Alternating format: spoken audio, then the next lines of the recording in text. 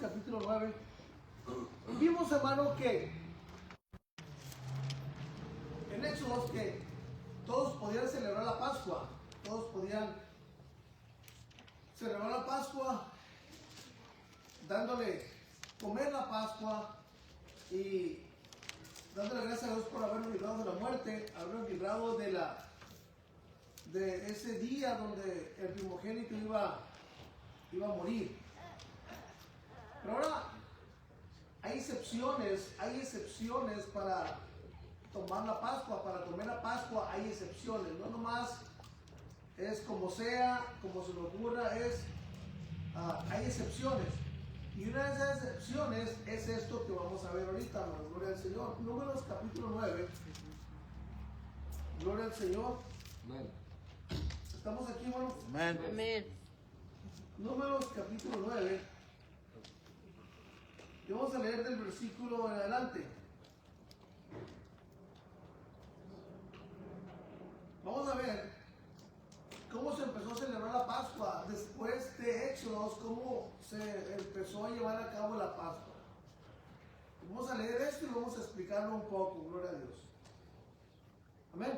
Amén. Amén. Así en el nombre del Señor Jesucristo habló el Señor a Moisés en el desierto de Sinaí, en el segundo año de la salida de la tierra de Egipto, en el mes primero, diciendo: los hijos de Israel celebrarán la Pascua a su tiempo, el 14º día de este mes, o sea, el 14º del mes, del primer mes, entre las dos tardes lo celebrarán a su tiempo, conforme a todos sus ritos y conforme a todas sus leyes, y la celebraréis, no le van a omitir nada. Y habló Moisés a los hijos de Israel para que celebrasen la Pascua.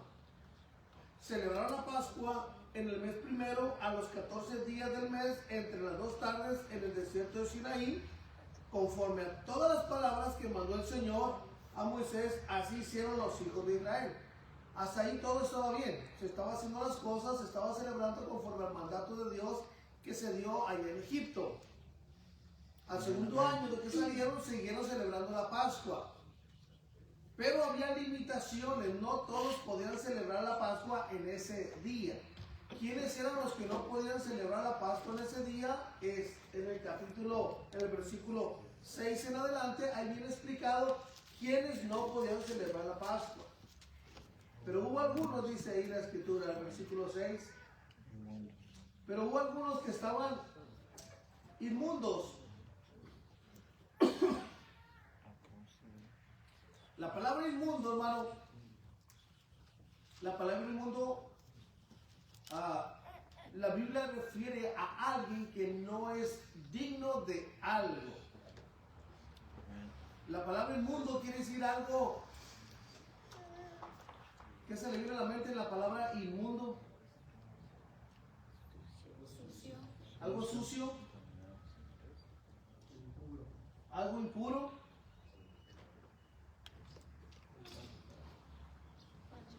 manchado, algo más. La palabra inmundo, ¿sí la habían escuchado esa palabra? Algo que se le venga a la mente, algún sinónimo o algo que usted piense que quiere decir la palabra inmundo. ¿Sabes qué, hermano? Los que participaban más en la escuela o los preguntones son los que aprenden más, hermano. Yo era uno de los que preguntaban, hermano, y un día en sexto grado estaba un problema que la maestra puso muy fácil, pero se equivocó la maestra. Pero era tan grande la ética que tenía la maestra que defendió su error. Dijo, no, y así, enfrente de todos. Llegó la hora del recreo y se sentó conmigo y me dijo, tenías razón, pero no quiso decirle delante de todos. Porque cómo iba a decaer la autoridad de ella, pero defendió el error, hermano, defendió el error. Pero yo y tú, hermano, no debemos hacer así, pero algo muy importante es, estamos para aprender, hermano, aquí. Amén, amén. La maestra pensó que ya no podía aprender nada más y como un chamaco de sexto grado le iba a enseñar algo. Pero estaba claro, hermano, estaba claro, nomás que los demás no se animaban a decir nada. Yo sí me animé a decirle a los demás que estaba mal la cuenta. Los demás no decían nada, pero yo sí me animé. Y gracias a Dios que después ahí no me gustaron las matemáticas. Entré a la secundaria, no me gustaban las matemáticas, no me gustaba. Aparte que la maestra de matemáticas en la secundaria era mi prima. Así que pues, y luego la maestra nos tocaba, después de la hora del receso, nos tocaba la clase de ella, no llegaba yo, pero por misericordia Dios pasaba, quién sabe por qué. Y pero cuando entré ya a la preparatoria, hermano, fue una de las materias que más me gustó, las matemáticas. Todo el tiempo me han gustado, nomás que pues cayó la situación de que mi prima era la maestra en la secundaria. Pero todo el tiempo me gustó preguntar, preguntar y preguntar. Y gracias a Dios ahorita, hermano, gracias a las matemáticas ayudan en todo. Y lo principal en las escuelas es el inglés y las matemáticas. Inglés y matemáticas. Exámenes nacionales de inglés y matemáticas. Es lo que hacen, ¿verdad? Porque son las bases. Matemáticas, usted utiliza las matemáticas para todo. No, que yo no sé contar, sí, pero ¿sabes cuántos litros de leche va a traer de súper? Y ahí está el número, de la matemática. ¿Sabes cuántas libras de queso? ¿Cuántas libras de esto? Y están las matemáticas ahí. Ahora, ¿por qué les digo todo esto? Para que se anime a preguntar o a participar. Yo puedo tener un concepto, usted puede tener un concepto mejor yo soy maestro, pero créanme que si me equivoco lo voy a decir, no como la maestra de matemáticas que no quiso reconocer. Así que, la palabra inmundo, ¿qué se le viene a la mente? La palabra inmundo. Algo feo. Algo feo. ¿Tú no? ¿Funcionará mejor así preguntando los derechos cada uno? Sí.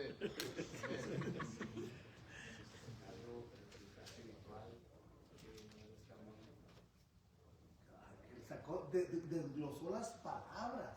Inmundo. ¿Alguien más, hermano? Una frase que aprendí de mi suegro, algo que decía mi suegro, decía mi suegro, ¿cómo decía tu papá? Hablan o les pregunto. Así que, bueno, alguien más, hermano, no lo voy a forzar, pero es importante compartir. ¿O realmente no saben lo que quiere decir la palabra inmundo? Pecaminoso, sucio, pecaminoso. Eso ya es en lo espiritual y aquí es lo que quería enfocar yo. Hablar de inmundo inmundo es como ese trapo que usted tiene con el que limpia la cocina. Sucio. Algo sucio, algo maloliento. El trapo de la cocina no huele muy bien, ¿no? Usted agarra y limpia todo, la grasa y todo, lo deja un día ahí y va y lo fuerte. Y no quiere usted ni limpiarse las manos con eso, sino que va y lo lava otra vez y le quita esa inmundicia. Eso es la palabra inmundo, es algo no agradable. Eso es en lo carnal, en lo secular, pero hablando de lo espiritual es algo más profundo. Algo inmundo es una persona que no ha primeramente reconocido sus errores y piensa que todo lo que hace está bien, aunque la situación está diciendo que no está bien y defienden esa situación como la maestra de matemáticas, aunque saben que están en un error, pero defienden todo. Aquí dice la Biblia, hermano, hay algunos que estaban inmundos, que no eran, hermano, no eran merecedores, no eran aptos para celebrar la Pascua. Pero que hay algo muy tremendo, hermano. Dios, lo que lo vamos el viernes, Dios nos da oportunidades día con día, hermano. Diariamente nos da Dios una oportunidad nueva. Para el pueblo de Israel no era la excepción. Había una oportunidad. No pudieron celebrarlo en el primer mes, pero por la inmundicia y porque se habían contaminado. O sea, no habían llegado al Señor y habían dicho: Señor, limpia mi vida, límpiame, perdóname. No habían hecho eso, por eso no estaban aptos. Pero vamos a leer. Pero hubo algunos que estaban inmundos a causa de muerto. La Biblia hablaba, hermano, que ellos no podían tocar ni estar en un velorio porque se contaminaban. De hecho, este es otro tema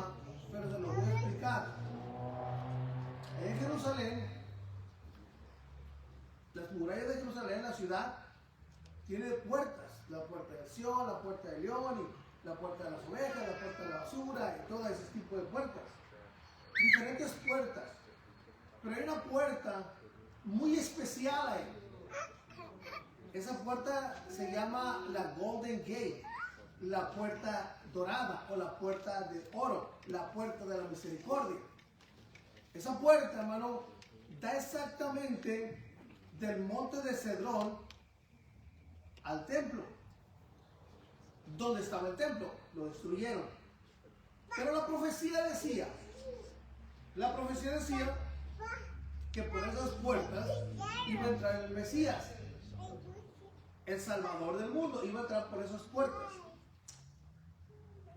Y dice la Biblia que por ahí iba a entrar un ser por esa puerta, y después de que él entrara, esas puertas se iban a cerrar, las iban a cancelar esas puertas. Después les digo y les explico este tema. Pero quiero dar un punto muy especial.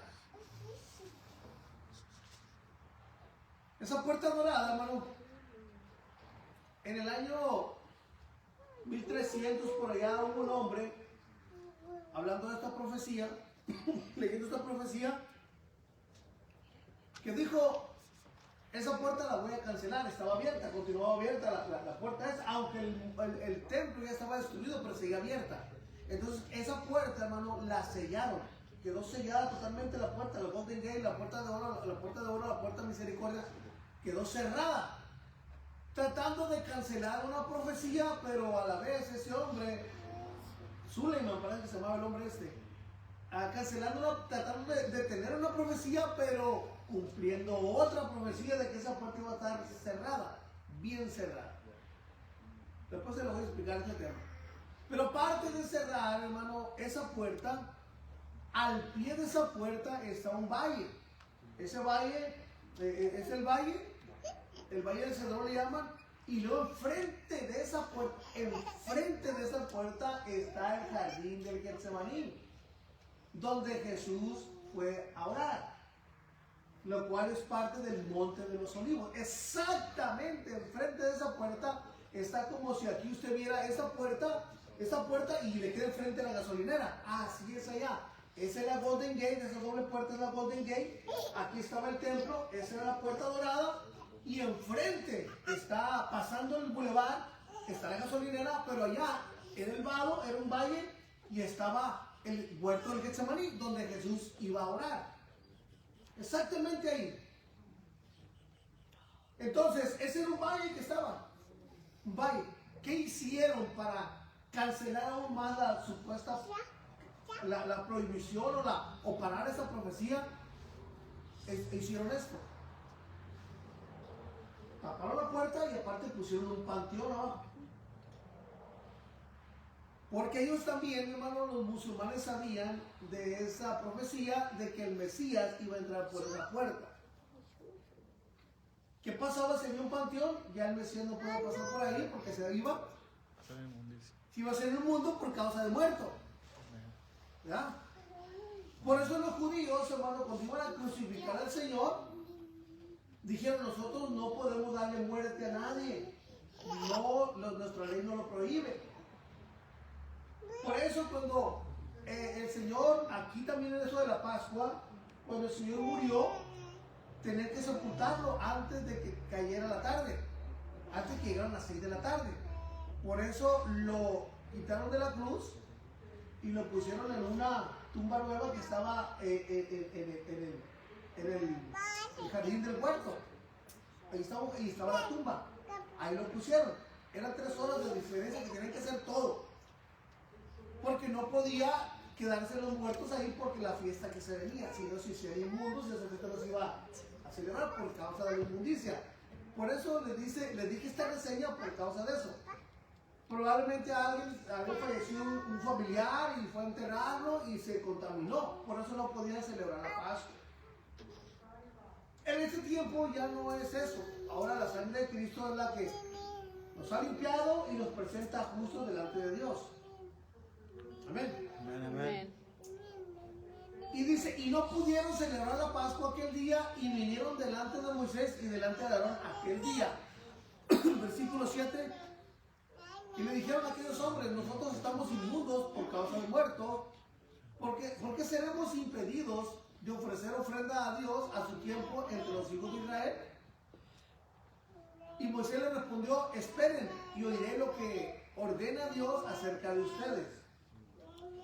Y Dios habló a Moisés diciendo, aquí está la respuesta: habla a los hijos de Israel diciendo: cualquiera de ustedes o de sus descendientes que estuvieran inmundos por causa del muerto o estuvieran de viaje lejos, celebrará la Pascua al Señor en el mes segundo, a los 14 días del mes, entre las 2 tardes, la celebrarán con panes sin levadura y hierbas amargas la comerán. El 12, no dejarán de él animal sacrificado para la mañana. Es lo que pasaba. Por eso el Señor Jesús no podía permanecer en la cruz, no podía y no debía permanecer en la cruz hasta la mañana, sino que tenían que bajarlo antes de las 6 de la tarde, tenía que estar ya todo terminado. Ni quebrarán hueso de él. Cuando llegan a los 2 ladrones y a Jesús, escucha esto, porque todo estos símbolos de la Pascua es lo mismo que pasa con nuestro Señor Jesucristo. Por eso quería explicarle acerca de la Pascua para comprender bien la cena del Señor, que no se limita nomás a una copita de vino y a una oblea. Va más allá de eso, más profundo. Ahora, dice aquí que el cordero o el animal que se iban a comer no le iban a quebrar ningún hueso. Cuando fueron a ver a aquellos que estaban crucificados junto con Jesús, dice que estaban vivos y le quebraron los huesos para que murieran. Cuando llegaron a Jesús, dice la Biblia que ya estaba muerto y no le quebraron ningún hueso. Igual que aquí, ¿o no igual ahí? Igual, ¿verdad? Igualito. Por eso quiero que usted vea todo lo de la Pascua y lo vamos a ir a reflejar en nuestro Señor Jesucristo. Y vamos a comprender más a qué se refiere la cena del Señor. ¿Sí estamos de acuerdo? Ahí está. Conforme a todos los ritos de la Pascua lo celebrarán. ¿Qué les dijo el Señor? Bueno, no pudieron celebrarlo en el mes primero porque estaban de viaje, porque no estaban o porque se habían contaminado, pero tienen una segunda oportunidad. Se tienen que limpiar, tienen que estar presentes y lo van a celebrar, pero hasta el segundo mes, a los 14 días. O sea, no era el primer mes, sino hasta el segundo mes. Pero en el mismo 14 días, y también tenían que hacer lo mismo, los mismos rituales, la misma comida, cómo deben de cocinarlo y con qué deben de acompañarlo. Dice la Biblia que tenían que ser con panes sin levadura y con hierbas amargas. Pero también al animal que iban a comerse, que iban a sacrificar y que, hermano, iban a hacer carne asada, hermano. ¿No era carne asada la que iban a comer? Sí. Usted puede expresar que usted le diga: vente a comer menudo a la casa, o vente a comer pozole, como que ya en la noche, pero no le hablen de la carne asada porque se le quitan hasta las dolencias, ¿verdad? Una carne asada, hermano, la carne asada es el mejor olor que puede haber, hermano. Usted puede oler el menudo, el pozole, las tostadas, las enchiladas, y huelen sabrosos, pero no hay olor más sabroso que oler la carne asada. ¿Sí o no, hermano? La carne asada, cuando se quema la grosura, hermano, por eso los taqueros allá donde somos nosotros bien tramposos. Hacen la carne, pero aparte agarran un pedazo así como de cebo y lo pasan ahí para que el humaderón y la gente, porque es el olor. Tiene, hermano, otra característica. Cuando el Señor le iban a hacer holocausto, el Señor le dijo: ¿saben qué? La carne ustedes se la pueden comer, pero sin grosura. Sin grosura. Eso es como comer la carne sin sal. Ayer nos tocó Padre Santo, la carne sin sal. Pero el Señor llegó un momento en que se agradó tanto de su pueblo que les dijo: ahora van a poderse comer la grosura. Es lo que le da sabor a la carne, la grosura. O sea, eso que usted mira, que la grasa que va a engordar no engorda con esa grasa. Esa es la que le da sabor. Pero Empieza con los chicharrones y las carnitas y ya hace otra cosa. Entonces tenía que hacerlo de la misma manera, pero en el mes segundo. Ahora, hermano, vamos a algo ver muy importante, hermano. La Biblia habla que el pueblo de Israel tenía que celebrarla, y la que tenía que celebrar por todas sus generaciones, de ahí para adelante. Pero llegó un tiempo en que se dejó de hacer, se dejó de celebrar la Pascua, se dejó de celebrar, ya no celebraron la Pascua. Llegó Aarón y se olvidaron a una de la casa de Dios, pero pasó algo muy maravilloso. Si vamos nosotros, segundo libro de Crónicas,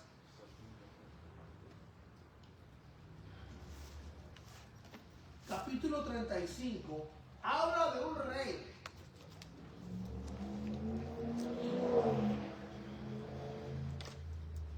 Habla de un rey, hermano.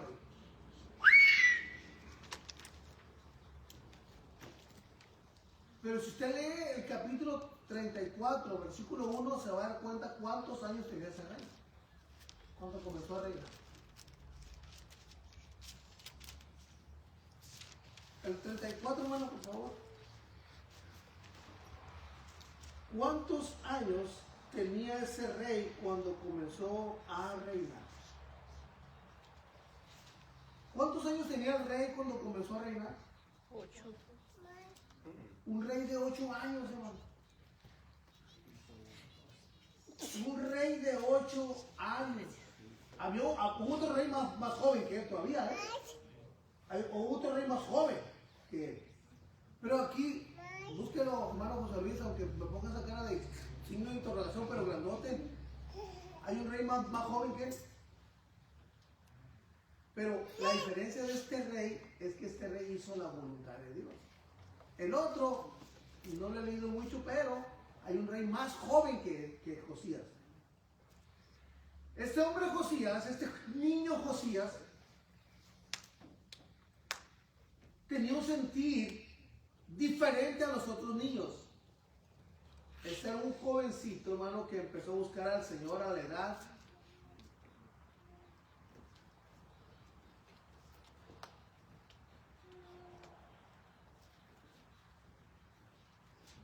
de 12 años. Versículo 1, de 8 años era Josías cuando comenzó a reinar, y 31 años reinó en Jerusalén. En versículo 2, e hizo lo correcto ante los ojos de Dios, y anduvo en los caminos de David su padre, sin apartarse.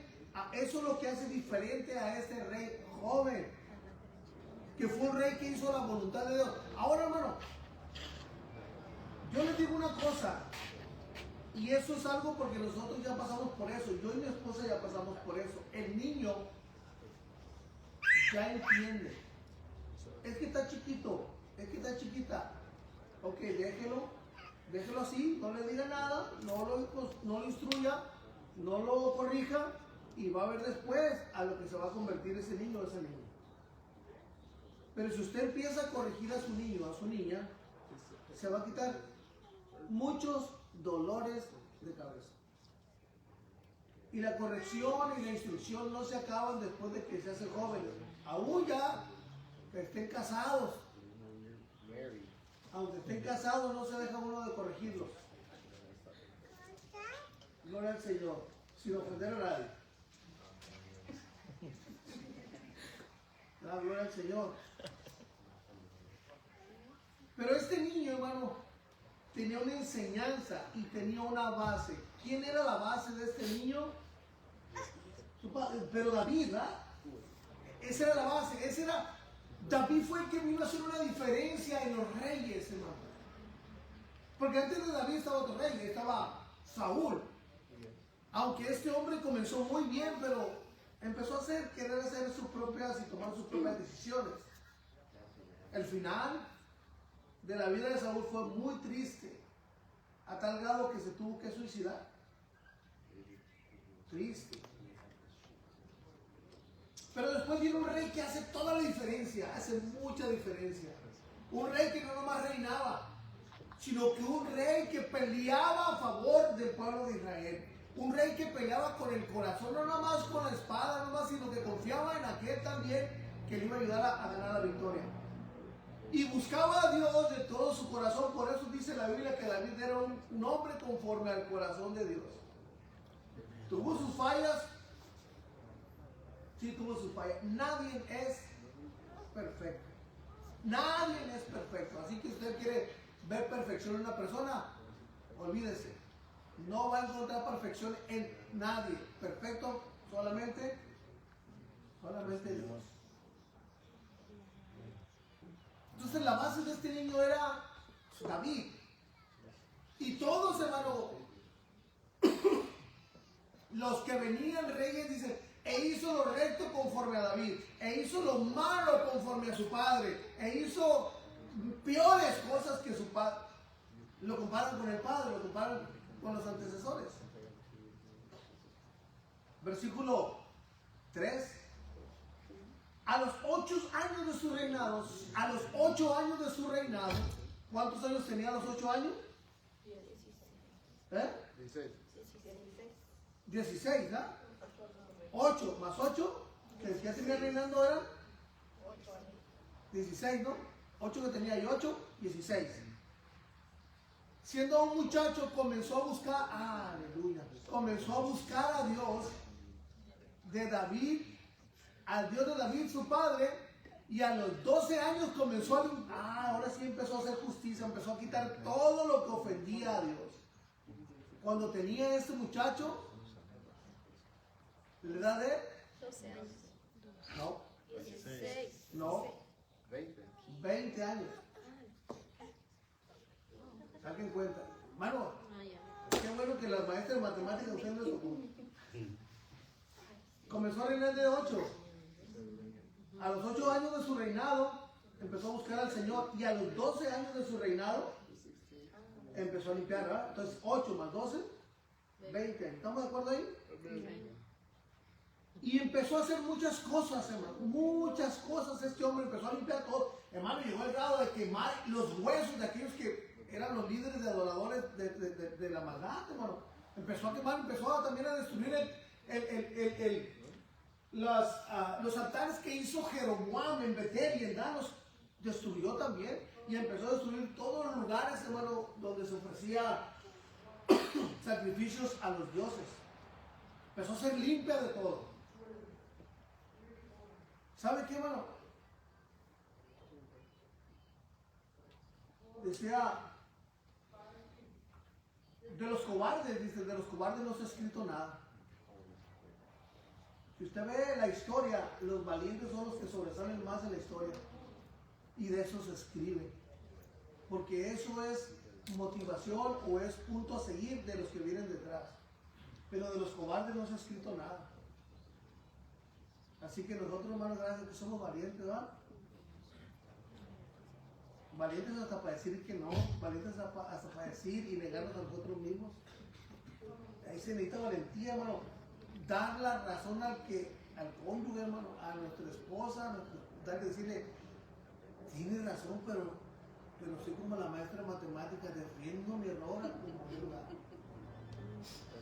No, hermano, hay que aprender ¿y sabe qué? Todo va a salir mejor. Ahora, 20 años y empezó a limpiar, empezó a hacer limpia de todos los lugares altos.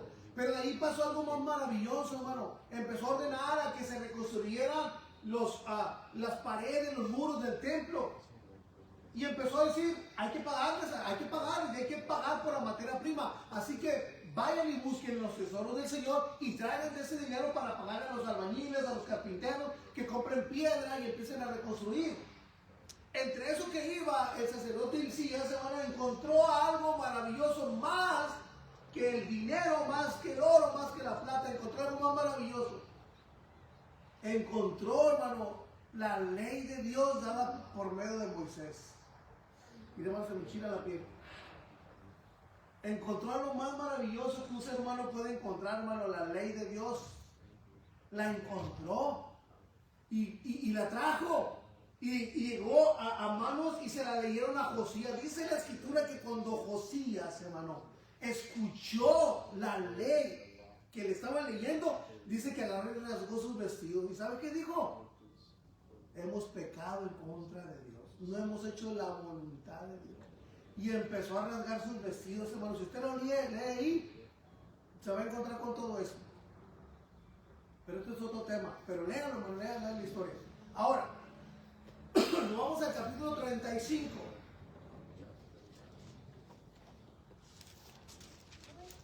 Entonces Josías celebró la Pascua a Dios en Jerusalén. Y lo mismo, sacrificaron la Pascua a los 14 días del mes primero. No podían sacrificar el otro día que no fuera lo establecido ese día. Puso también a los sacerdotes en sus oficios y los confirmó en el ministerio de la casa de Dios. 3. Y dijo a los levitas que enseñaban a todo Israel y que estaban dedicados al Señor: poned el arca santa en la casa que edificó Salomón, hijo de David, rey de Israel, para que no la carguen más sobre los hombres. Ahora sirvan al Señor vuestro Dios y a su pueblo Israel. Preparen según la familia de vuestros padres por vuestros turnos, como lo ordenaron David, rey de Israel, y Salomón, su hijo. Estad en el santuario según la distribución de la familia de vuestros hermanos, los hijos del pueblo, y según la distribución de la familia de los levitas. Sacrifiquen luego la Pascua y después de santificarse, preparar a vuestros hermanos para que hagan conforme a la palabra del Señor dada por medio de Moisés. Y dijo el rey Josías a los del pueblo y dio ovejas, corderos y cabritos de los rebaños en número de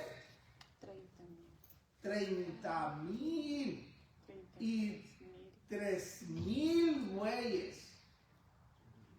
Todo, hermano, es un mundo de animales. Las vaquitas que estaba comandando hermano Víctor no es nada en comparación de todo esto. 30,000 y 3,000 bueyes, de todo para la Pascua, para todos los que se hallaron presentes. Esto es de la hacienda del rey. Pero de ahí empiezan a decir más y más lo que dio Josías, el 8. También sus príncipes dieron con libertad al pueblo, y los sacerdotes levitas, Hilcías, Zacarías y Jehiel, oficiales de la casa de Dios, salieron a los sacerdotes para celebrar la Pascua, 2,600 ovejas y 300 bueyes. O sea, un mundo de animales, todo eso, ¿no? Asimismo, Cananías y Semaías y Natanael, sus hermanos, y Asabías, Jehiel y Josabat, jefes de los levitas, dieron a los levitas para los sacrificios de la Pascua 5,000 ovejas y 500 bueyes. Preparado así el servicio, los sacerdotes se colocaron en sus puestos y asimismo los levitas en sus turnos conforme al mandamiento del rey. Ahora, ¿cuántos animales van aquí, hermano? Van bastantes, van casi 40,000. Y todos los tenían que sacrificar. 40,000. 40,000. El 11. Y sacrificaron la Pascua y esparcían los sacerdotes la sangre recibida de manos de los levitas, y los levitas desollaban las víctimas. Tomaron luego del holocausto para dar conforme a los repartimientos de la familia del pueblo, a fin de que ofreciesen al Señor según está escrito en el libro de Moisés, y asimismo tomaron de los bueyes. Quiero dar un punto ahí muy importante. Y asaron, del 13, ¿comieron carne asada o no? ¿Sí o no? Y asaron la Pascua al fuego conforme a la ordenanza, y no la asaron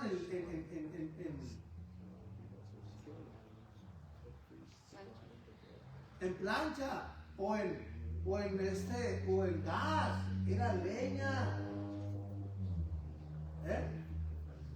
Sí, bueno. Más lo que había sido testificado lo cocieron en ollas, en calderos y sartenes y lo repartieron rápidamente a todo el pueblo. Después prepararon para ellos mismos y para los sacerdotes, porque los sacerdotes hijos de Aarón estuvieron ocupados hasta la noche en el sacrificio de los holocaustos. Todo lo que sacrificaron, hermano, era un trabajo grandísimo que tenían que hacer, pero todo era con una finalidad: sentarse todos a comer la Pascua. Tenían que comerla juntos. Iban a comer la Pascua. Y lo tenían que hacer perpetuamente. Tenían que celebrarlo continuamente, pero iban a comer la Pascua. Y de las grosuras, por tanto, los levitas prepararon para ellos mismos y para los sacerdotes hijos de Aarón. El 15. Asimismo, los cantores hijos de Asaf estaban en su puesto conforme al mandamiento de David, de Asaf y de Emán y de Jedutum, vidente del rey. También los porteros estaban a cada puerta y no era necesario que se apartasen de su ministerio, porque sus hermanos los levitas preparaban para ellos. 15. Así fue preparado todo el servicio del Señor en aquel día para celebrar la Pascua y para sacrificar los holocaustos sobre el altar del Señor conforme al mandamiento del rey Josías. El 17. Y los hijos de Israel que estaban ahí celebraron la Pascua en aquel tiempo y la fiesta solemne de los panes de levadura por 7 días. Nunca fue celebrada una Pascua como esta en Israel desde los días de Samuel, el profeta, ni ningún rey de Israel celebró Pascua tal como la que celebró el rey Josías, con los sacerdotes y levitas, todo Judá e Israel, los que se hallaron ahí juntamente con los moradores de Jerusalén. Y le hago la pregunta: ¿qué es lo que hizo más particular esta Pascua? ¿Por qué fue tan especial esta Pascua? Porque no se había hecho en un buen tiempo. Pero ¿por qué se hizo tan, aparte de eso, por qué se hizo tan especial? La abundancia que había, ¿no? Aparte. Mi hermano, dice un dicho del mundo, y a veces se lo digo a ustedes: ¿jalas o te ahorcas? Eso quiere decir, o lo haces o lo haces. O lo haces aunque no quieras. Pero la gran diferencia es esta, hermano. Cuando usted hace algo a fuerzas o por una imposición, usted siente esa carga en su vida. Pero cuando usted lo hace por convicción, es diferente. Usted disfruta de esto y la bendición de Dios fluye. Por eso, cuando leen los hermanos que la ofrenda que usted da no es, ¿cómo dice? ¿Cómo dice el versículo? No con tristeza. No con tristeza ni por necesidad. No con tristeza. Hermano, cuando se hacen las cosas fuera, causa esa aflicción, porque se está imponiendo algo. Pero cuando se hace, hermano, voluntariamente, es diferente. Esta fiesta, hermano, el rey reconoció que debía de hacerse, y el rey lo estaba haciendo conforme al corazón de Dios, como Dios quería que se hiciera esta fiesta. Porque el punto de todo esto, hermano, estas reuniones que tenemos se trata de Dios, no se trata de otra cosa, se trata de Dios. Si nosotros venimos con ese pensamiento de saber de que venimos a glorificar a Dios, nuestra bendición la podemos recibir. Pero si nosotros venimos a decir, y otra vez la iglesia, y otra vez, y va a predicar el hermano, y va a cantar la hermana que no sabe cantar, y el hermano que no sabe tocar, ya venimos nosotros no haciéndolo de una manera voluntaria, sino que ya vamos, casi nos estamos convirtiendo en profetas en lo que va a pasar. Y la bendición de Dios usted la está deteniendo desde que viene de su casa. Pero cuando usted viene y dice usted: yo no voy a ver al hermano o la hermana, yo vengo a buscar el rostro del Señor y vengo a glorificar al Señor con un espíritu voluntario, la bendición de Dios, la alegría, el gozo, la paz, la tranquilidad fluyen hacia usted. Pero si usted ya viene con ese pesar de que voy porque me invitaron, y tengo que hacer esta cosa, no otra cosa. No, hermano, cuando usted venga a adorar a Dios, o cuando usted lo haga en su casa, no lo haga porque tiene usted que hacerlo, sino porque usted quiere hacerlo. No porque tenga que hacerlo, sino porque usted quiere hacerlo. Es cuando la bendición de Dios fluye. Dios quiere un espíritu voluntario en nosotros. Por eso esta fiesta fue muy diferente. Aparte de la abundancia que hubo, estaba el entendimiento por qué se iba a hacer. Y también el líder, hermano, el corazón del líder estaba dedicado y enfocado a la búsqueda de Dios, hermano. Ese hombre, hermano, reconoció que el único que nos podía dar de sus desgracias era Dios. Por eso esta fiesta fue muy diferente. Ahora, vamos a entrar a un punto muy importante. Vamos a ir a Jeremías. La Pascua se tenía que celebrar, pero hay profecías.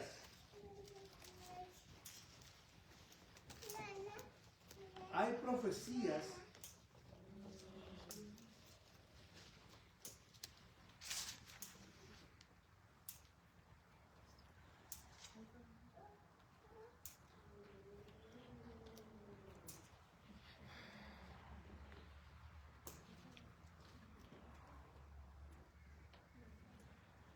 capítulo 31.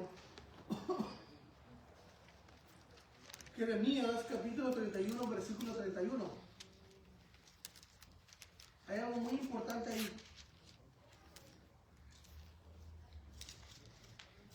31.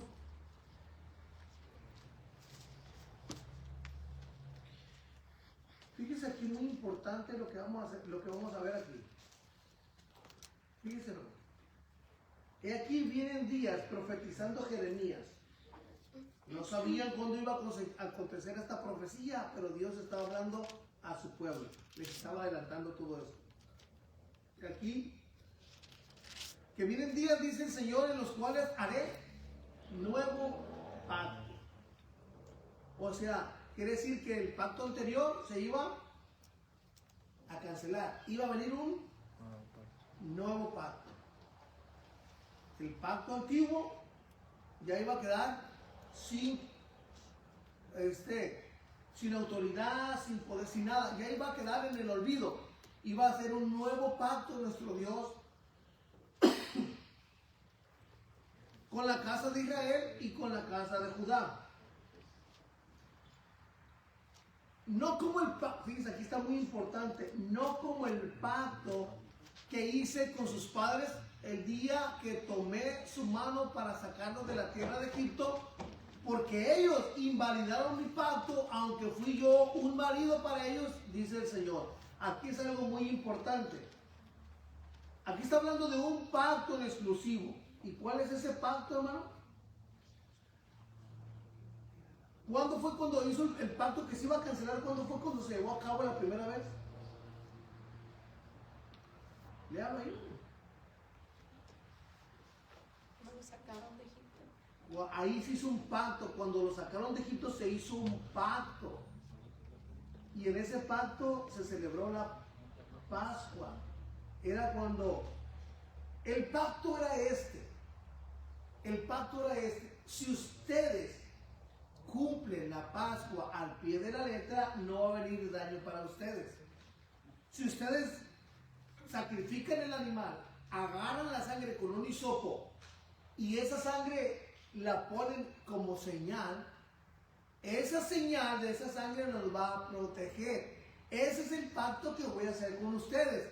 Si ustedes se comprometen a poner esa sangre, yo me comprometo a no dañarlos.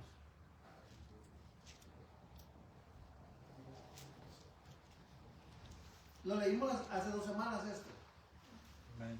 Si ustedes hacen el pacto, porque esto no consistía en que comieran la Pascua, eran los rituales anteriores a la comida.